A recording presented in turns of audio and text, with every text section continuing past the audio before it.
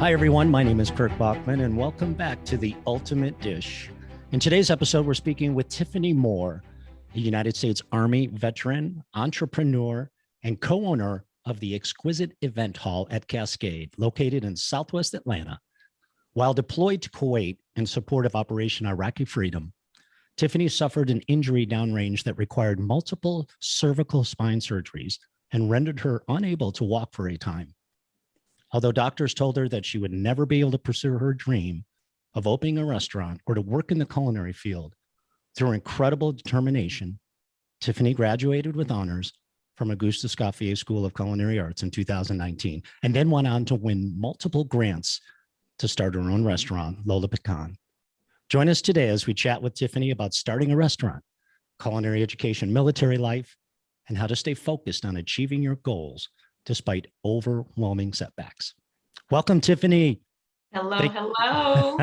How are you? You look great. So good to be here with you. Thank you. That was an amazing introduction. Oh my gosh. That's you like that intro? Yeah, I'm good at the intros, but it's easy. It's easy when someone's as amazing as you are. And I'm not going to lie, I'm sort of overwhelmed by it all, right? It's unbelievable. It is.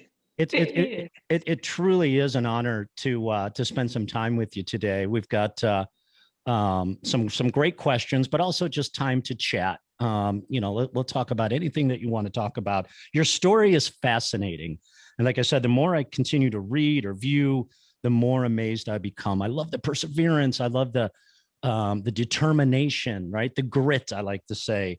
Yeah. So first and foremost, 100% thank you for serving our country. Truly mean that. Absolutely. So it's clear, Tiffany, that you have this unbelievable sort of internal passion for life, right? Walk us through, if you could, your time in the military, and then how that sort of segued into culinary school. How did culinary school come into the picture after serving our country? Well, I always wanted to go into the culinary field. I wanted to be an animal doctor and own a poetry cafe. Okay. Okay. I like the combination, right? Yeah. Right. And so I love animals, and I got accepted to Tuskegee University. I had a full dance scholarship. My mother said, "You're not going down there shaking your butt. And you can go to community college or you can go to the military." And I was like, I got into Tuskegee. I'm better than a community college.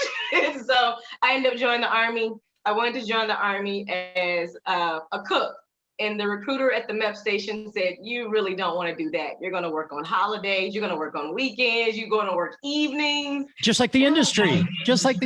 Right? Yeah. Right. And I was like, I don't think I want to do that, because I really didn't want to join the military anyway until after college. Uh-oh. So I ended up joining ammunition. And every time I got stationed at a different post, it was like I'm always in the kitchen getting to know the cooks. What are y'all doing? What do y'all got going on? How do you use that piece of equipment? And it just never escaped me. And so I found myself in the barracks in Germany, cooking for the guys in the barracks, selling food in the barracks. This is like 2002. And then we ended up getting deployed, and I bought a portable oven off Walmart.com, and they shipped it all the way to Camp Air John, Kuwait. Amazing. So Tiffany, real quick, why did you, was cooking something that was already part of your life? That's why you wanted to cook in the military as well? Yes, okay. My grandma, my great grandma, my aunts, they all grew up in the industry, cooking and working at different hospitals and catering companies and stuff. Okay. But I just didn't let my mother know that I wanted to cook that bad. So yeah, because I would have been in the kitchen with her on the holidays. Nobody got time for that. So now you're in the military and you are cooking. You're deployed. You're in Germany, and then what happens? I'm just cooking for leisure. I'm deployed to Kuwait. I'm cooking for leisure for everybody because we're missing home cooked meals. And then I ended up getting injured. I got medevac to Landstuhl, and my medical went downhill from there. I attempted to go back to culinary school, brick and mortar, when I got back, and they were like, no. So can you share a little bit about what happened? That it was a very significant injury, and the diagnosis was not a good one, right? Yeah, the injury it was small in the beginning, but the fact that they waited so long to treat me. So me and another soldier was picking up a pallet of 40 mic mics, a half a pallet. It wasn't that heavy. 40 mic mics are small missiles. And someone made a joke and she dropped her end of the pallet. And when she dropped her end, my neck Oh just no. popped like that. Yeah. And so the next day I woke up in our tent and I couldn't move. Oh my And gosh. so that was 2004. Okay. I didn't stop walking until 2012. It took that long. Oh my goodness. I used to wake up and I'll be paralyzed from the neck down. I'll be trying to tell my body to move. My mind is telling my body, move your arms, move your legs. They're not moving. And my C4-5 pushed through my spinal cord and cut off my spinal fluid flow. So where does the motivation come from then? Is it all you? Is it internal? Is it your family? Was it just, this is not going to beat me? I'm gonna pursue my dreams. Where does that come from? It's special. Ultimately, it's internal, but I'm a single mom, single parent, and so I had to be a perfect example for my son. Yeah. When I medically retired, he was in the 3rd or 4th grade. And I used to be in so much pain on so much pain medication.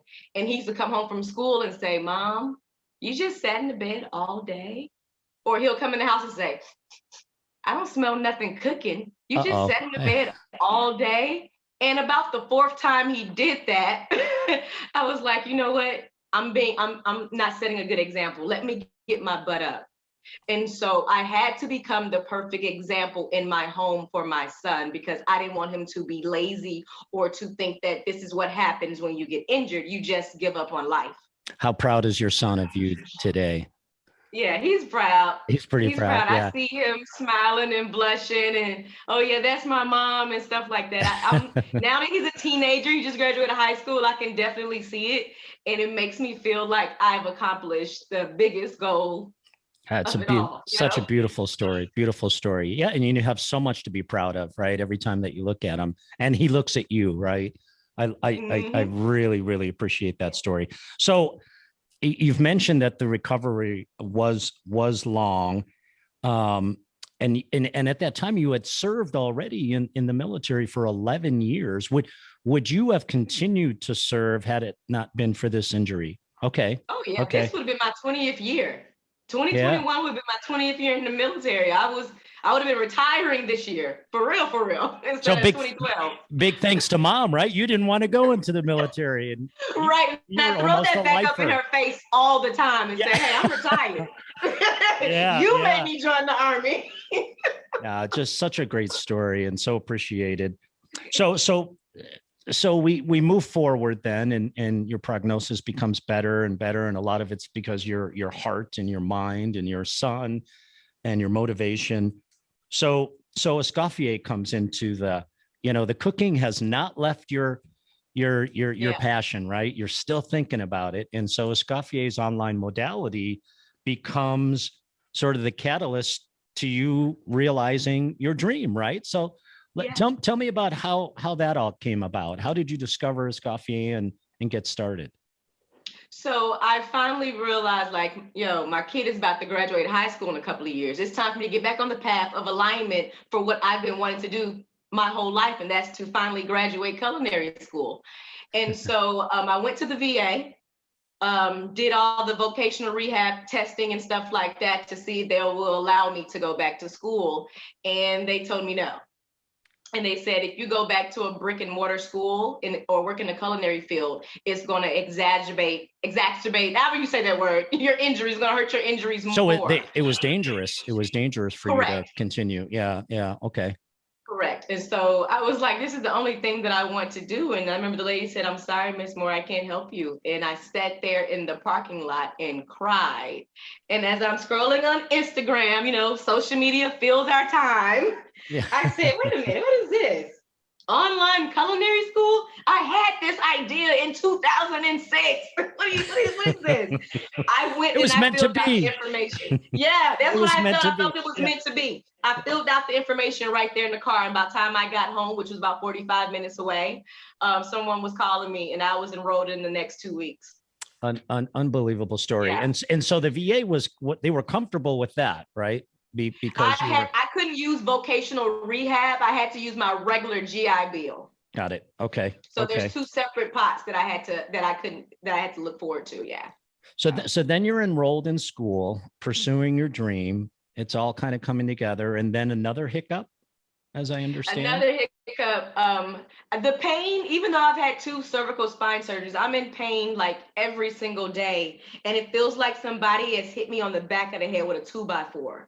And so I'm constantly going to the doctor because my arms are still going out on me, especially while I'm doing knife skills with schoolwork and stuff like that. And the doctors think I have multiple sclerosis and I got to have a 3rd spine surgery. Unbelievable. Unbelievable. So I had to get a CT, spinal tap, and multiple CT and MRI scans and all of that stuff. And it's just like, I'm never going to be able to complete this.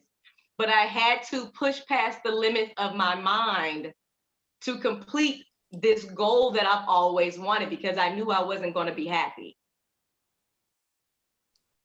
I'm just jotting that down. Push past the limits. The limits of my mind. Of my mind.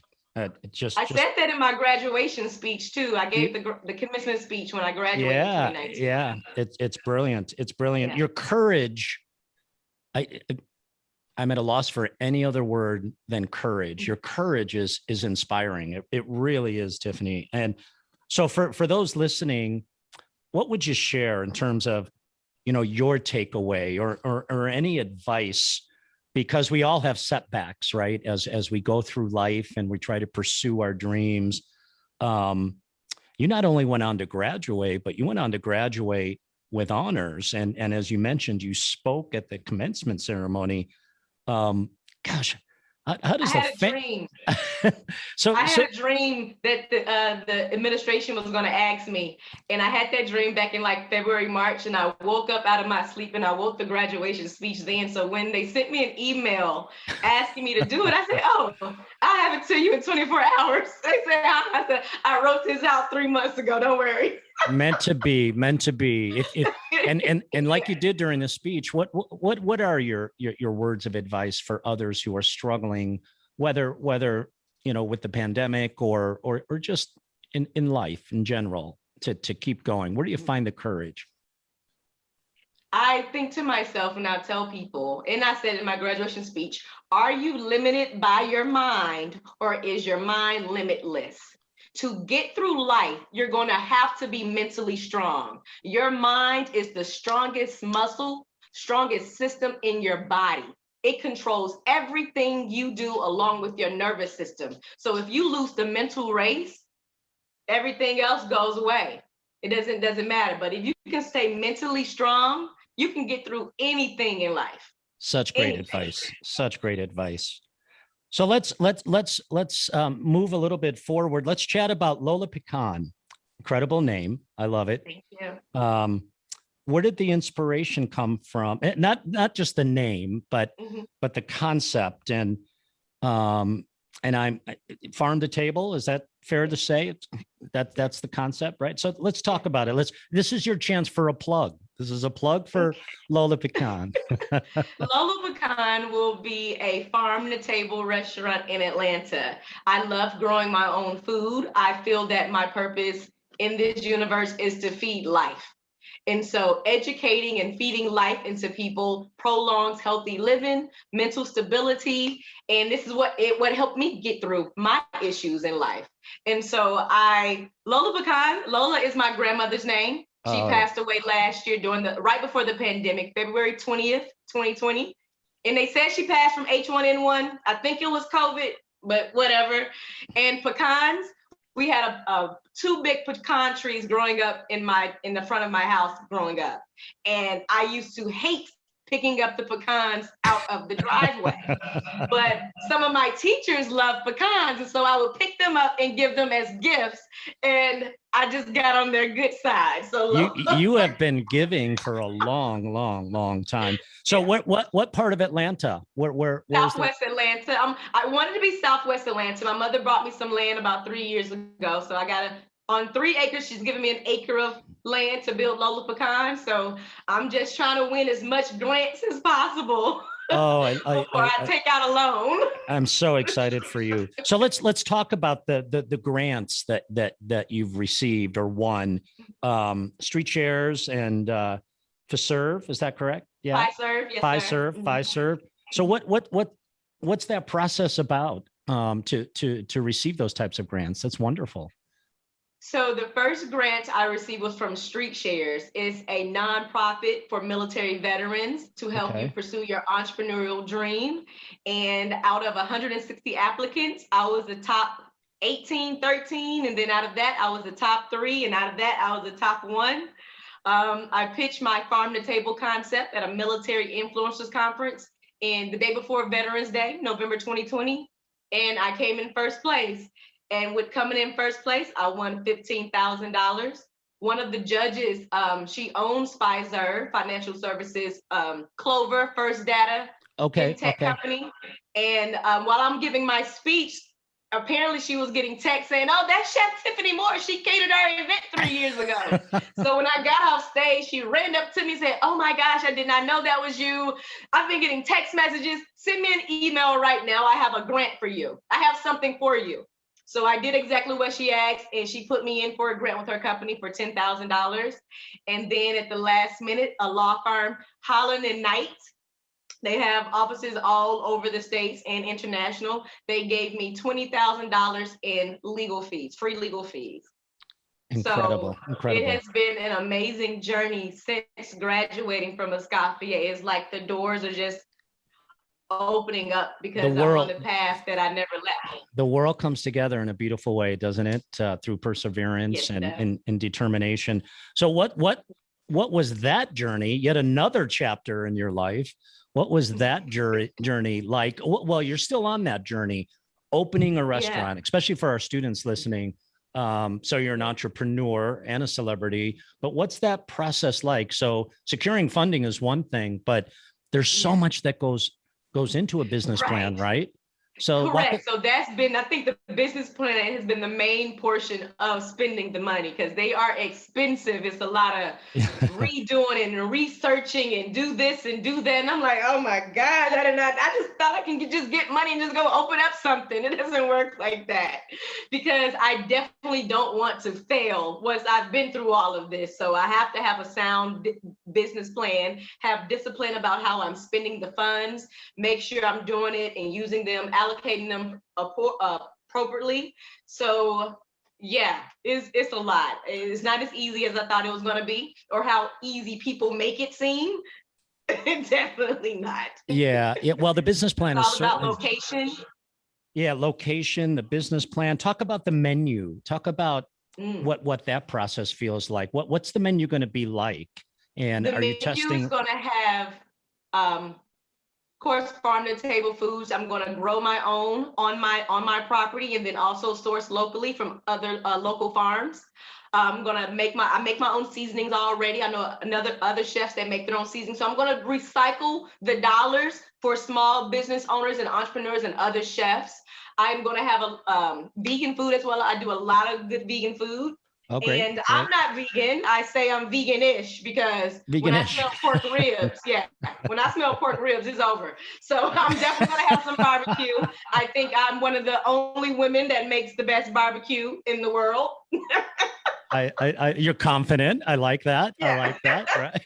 But it's going to have a little bit of everything. I'm definitely going to play on the last name of Pecan, as I make my own semi-Fredos. I got my own pecan pancakes. I got my own gelatos. I have a pecan vinaigrette. So I'm definitely going to have pecans incorporated in the menu as well. Oh, it's just incredible. Atlanta's in for a treat, right? They are. Well, maybe the whole nation is going to be in for a treat. So what advice, what a story. I mean, and I hope you come back, right? Because I think we have more to talk about. It's such an amazing story. What advice, not just for our listening audience, but for other members of the military, for life after the military? What advice do you have for your colleagues? That's a good one.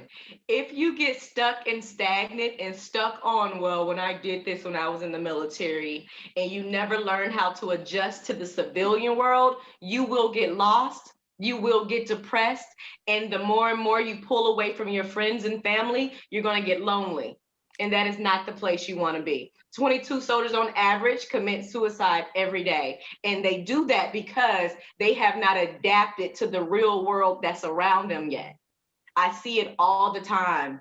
And that is the main thing. It's hard to, I joined the military at 18, like a lot of us.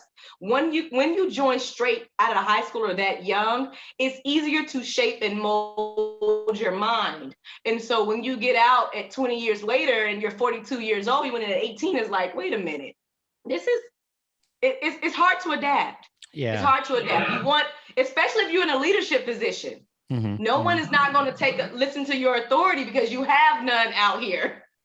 You have none outside those gates of posts. And so I find it very difficult for a lot of people to adjust. And you're going to have to learn how to adjust. You're going to have to learn how to commingle back into society, or you're going to get left behind. You're going to feel lost. You're not going to be happy. Nobody's going to want to be around you. Have friends reached out? Have colleagues? Oh, yeah. Always for advice. Following benefits, being mentally strong. How are you doing this, Timo? Like, what's going on with you? Like, I've been looking up to you since you left Germany. You haven't stopped. Like, I can't stop. And the fact that I know that people are looking up to me, that's another reason why I can't stop. Because if I fail, that means they're going to think that it's okay to fail, and it's not okay to fail. No. Not on your own, not knowingly, purposely failing. So 18, you joined, and were you immediately deployed to Germany? Was that the first country you went to? Yeah. And how long? I joined a week before 9/11. Oh my goodness. Yeah. When does the book come out? Can I just ask that? When does the book come out? I am working on it. I'm working on it. I expect a signed copy, and then yes, the movie. Then the movie. The movie will be shortly thereafter. What an amazing story. Right. So are you able to divulge or share sort of, you got the restaurant going on, you're raising your son, you're supporting fellow military. What else is going on? Is there room for anything else? She's batting her eyes. Okay. Always room. I may or may not be a TV chef soon. Oh my goodness. Yeah. So a couple of shows have reached out to me. I've always been against culinary competition shows because I just don't see how you can do all of that stuff in the time frame they give you. But I think I'm going to give one show a chance. Okay. Yeah. Well, that was coy and very politically correct. So I appreciate that. So yeah, that's a really great comment. So the timing for a cooking show like that, there must be so much that goes on behind the scenes, right? Yeah. But as a viewer, look forward to it. Yeah. So are you learning more about it? Yeah, I'm learning more about it. I don't like it. Yeah. You see, I'm prying. I'm prying a little bit here. I'm prying. Yeah. I don't like it. That's not my thing. I don't like when I'm in the kitchen. Like, I need my jazz music playing, like my food. I create edible plates of artistry. I can't do that if my mind is in a disarray because we're rushing this and rushing that. Like, I need it to be, okay. I think I'm a Michelin star chef in my head. Hey, well, I need time. Again, I need patience. Confidence, right? Is that a goal? Is that a goal to be recognized at that level? It was a goal until one of the chef instructors at Escoffier asked me to research and find out about why Michelin even exists in the first place. And once I did my research, I was like, oh, well, that's not really exciting anymore. Yeah, just cook for you. That's the important piece, right? Will your son be involved? Is he going to be involved in the business? Or? He's going off to Albany State and study business management. He has his own dreams. That's wonderful. He's going to pursue. So yeah. And his mom set a good example. He knows how to cook, but he doesn't want to cook. Yeah. I love it. Do you see additional education in your future? So you had a great time at Escoffier. You love to cook. Could there be a cooking school associated with Lola Pecan, perhaps? You know, teach. Oh, I just gave her an idea. You did just give me an idea, because during the pandemic, I had like companies hitting me up, asking me to give virtual cooking classes. I did some for some sororities. I did something for a sustainable waste industries company after they saw my video for the grant that I won. So I don't know. People hit me up all the time about it. I had fun doing it. So I don't know. People love to cook. People love to cook, and they love to come together. So let's back up again to the pandemic, because you're on this path. You're about to open up a restaurant. You've got the catering stuff going on as well. Did you have to hit the brakes a little bit because of the pandemic? That things get put on hold a little bit? Not really. With the event hall, my mother and I own an event venue, and that's where I do my catering and stuff at. We paid it off 3 years ago. Okay. So we didn't really get hit financially in that aspect. We had just paid the monies to put a kitchen, a full-on bigger kitchen, and renovate the kitchen inside the venue, though. So that had to come to a halt.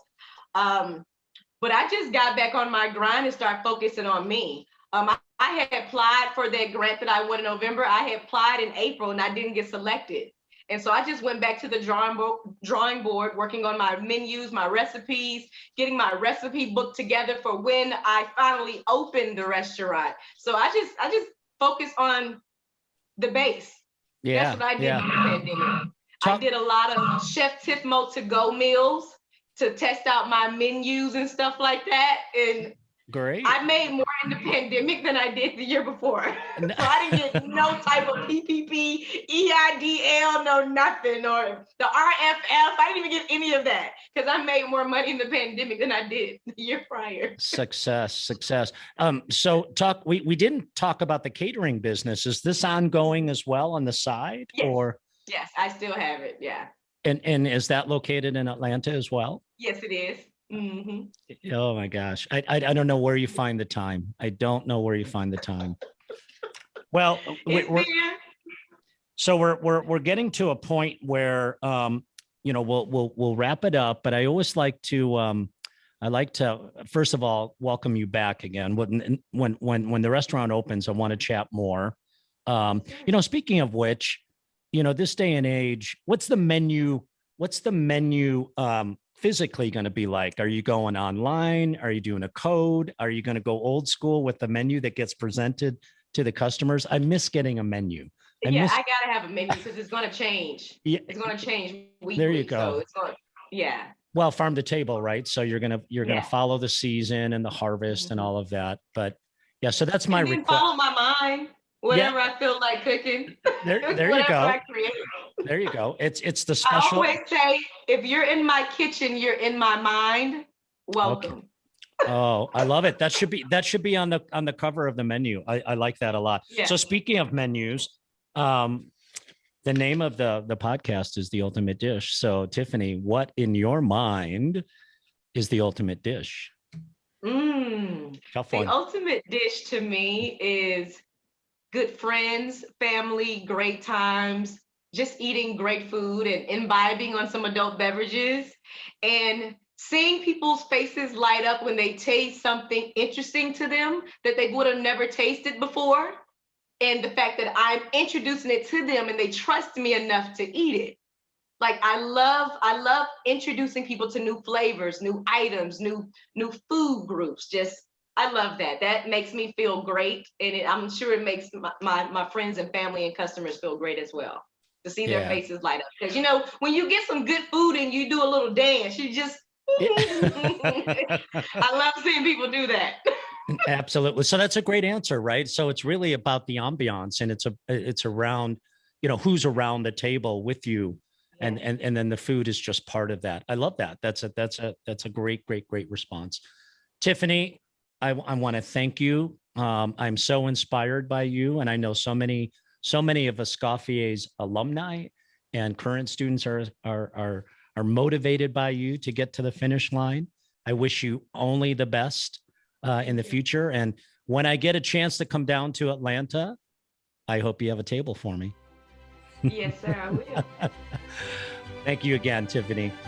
Thank you. Thank you for listening to the Ultimate Dish podcast, brought to you by Auguste Escoffier School of Culinary Arts. Visit escoffier.edu/podcast, where you'll find any materials mentioned during the podcast, including notes, links, and other resources. You can also browse other episodes and subscribe.